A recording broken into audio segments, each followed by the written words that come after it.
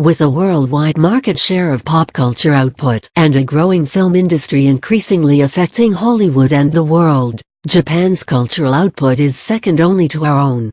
So where is the respect for their actors in our Hollywood films? The faces of Asian pop culture have slowly but surely been inundating the American landscape for almost 40 years now.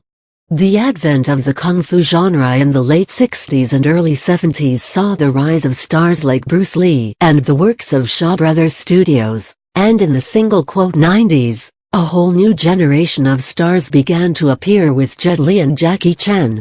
The image has been largely Chinese though, and more specifically coming out of Hong Kong, a historically open market to the West, largely because of its British rule until 15 or so years ago. The presence of other Asian cultures in American cinema and pop culture have been markedly less apparent, but as the worlds of cinema and pop culture expand, the possibility of seeing stars from other countries such as Japan and Korea rapidly increase.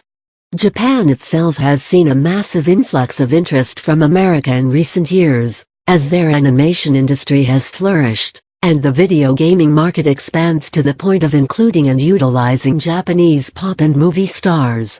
But, if you were to question any one person on the street about whom they knew that was Japanese, it's entirely likely you'd find their answer to be ignorant or non-existent.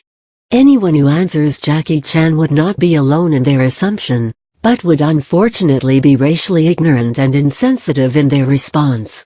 A striking example of this ignorance can be seen in the film adaptation of Arthur Golden's Memoirs of a Geisha, in which Chinese actresses are cast in all the leading roles, in a film that takes place in Japan.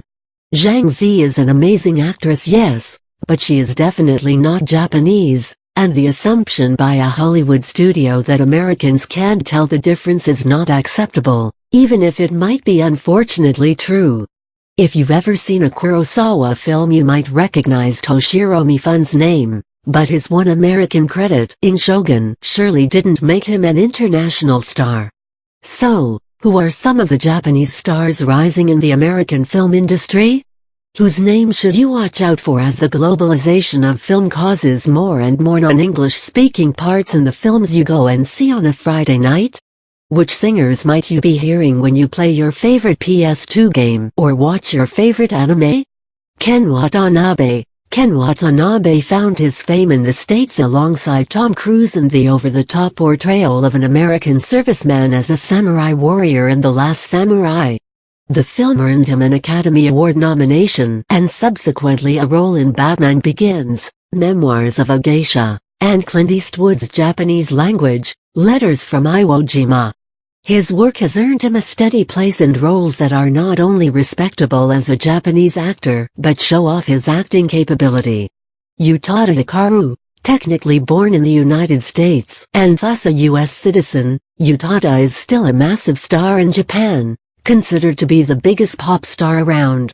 Her work in the States is still considerably unknown, but you might recognize her voice from the title tracks of Kingdom Hearts 1 and 2, Disney-oriented RPGs released by Square Enix. She also released an English-language album in the States titled Exodus that didn't fare too well in the oversaturated market of American pop. Kiyaki Kurayama, the quiet yet vicious schoolgirl fighting opposite Uma Thurman in Kill Bill Volume 1 has a slew of Japanese film credits, including Battle Royale and Azumi 2.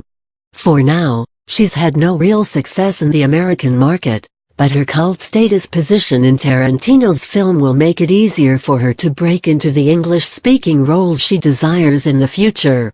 Hiroyuki Sanada. Sanada also starred in The Last Samurai alongside Watanabe and Cruise, and was the lead character in the 2004 Academy Award-nominated film from Japan, The Twilight Samurai.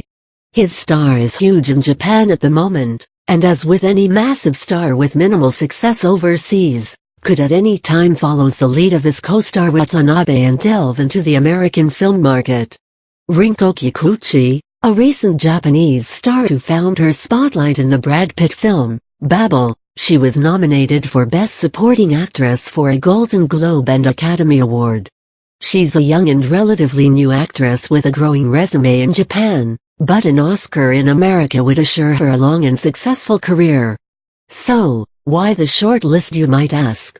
Why else? American cinema hasn't quite taken that final step to globalization that they like to think they have. Just imagine if memoirs of the geisha producers at DreamWorks had actually been willing to take a leap and cast Japanese actresses in the leading roles. There would be at least 3 more names on that list. I'd say, to keep an eye out for amazing Japanese talent. As Japanese directors continue their amazing output, and American pop culture continues to steal liberally from Japan, it's only likely that the next step is the recognition of a film industry and actors that were not born in America.